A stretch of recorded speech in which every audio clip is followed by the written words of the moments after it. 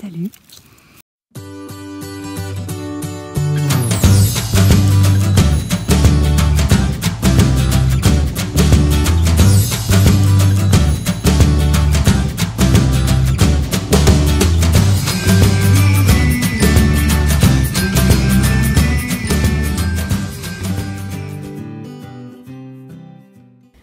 Bonjour à tous, bienvenue sur cette nouvelle vidéo.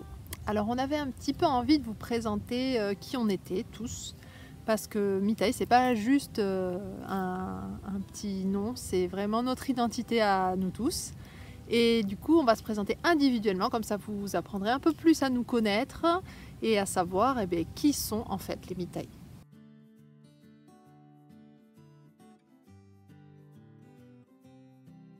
Donc moi c'est Maud, le M de Mitaï, donc c'est moi qui m'y colle en premier. Moi je suis donc la maman de la famille, j'ai 36 ans. Alors au niveau des études, j'ai pas fait d'études vraiment particulières.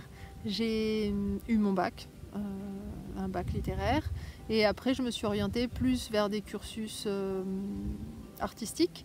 J'ai fait un petit peu d'école pour préparer les concours des beaux-arts. J'ai fait aussi un début de BTS design d'espace pour être architecte d'intérieur. Mais tout ça, ça sonnait pas juste. Je l'ai commencé, je m'y mettais dedans et puis à un moment donné, je voyais que ça m'apportait pas, vous savez, la petite flamme intérieure, ce qui vous fait du bien quand vous le réalisez. C'était pas ça. Donc du coup, j'ai tout laissé tomber. Je me suis dit que ma vie, elle serait autrement que ce que je pensais. Je ne vais pas suivre un cursus, faire un métier, ça allait pas être comme ça. Et donc du coup, j'ai tout planté pour essayer de commencer à percer dans l'illustration jeunesse. Et puis ma première grossesse est arrivée et là j'ai un peu mis de côté le dessin, même complètement, pour me consacrer au maternage de mon premier enfant, suivi du deuxième, suivi de la roulotte et compagnie, vous connaissez l'histoire, suivi d'Amy. Et maintenant que les enfants ont grandi, j'ai plus de temps et plus d'énergie et moins de manque de sommeil, clairement, pour me permettre de vraiment exister là-dedans. Alors j'aurais pu y arriver plus tôt, il y en a sûrement plein qui arrivent, mais moi en tout cas ça n'a pas fonctionné pour moi. Donc ça commence maintenant, donc c'est bien. Je suis contente de moi d'arriver à mêler la vie nomade, des enfants en IEF et de la créativité pour moi, une vie de couple, donc voilà. Donc tout est possible, on peut arriver à tout mêler, à tout faire coexister si c'est important pour nous et que ça sonne juste pour nous. Et il y a beaucoup de choses que j'aime dans la vie, entre autres, mis à part mes enfants et mon homme.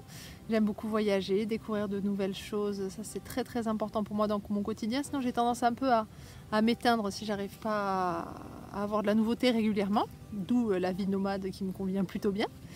Et sinon j'aime beaucoup créer, ça fait aussi vraiment partie de moi au plus profond, on va dire. Dessiner, photographier, écrire aussi.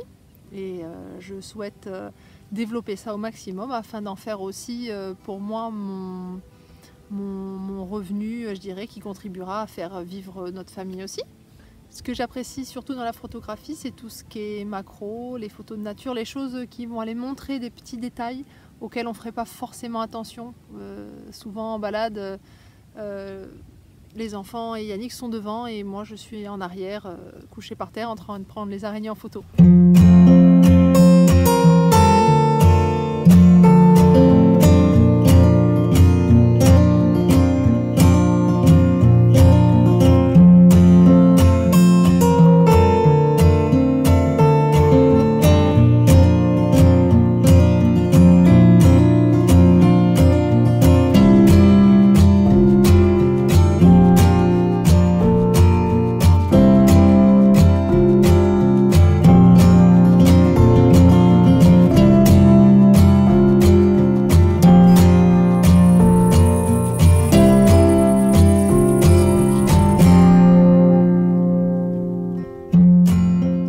Donc voilà, moi c'est ça qui me plaît le plus dans la photo.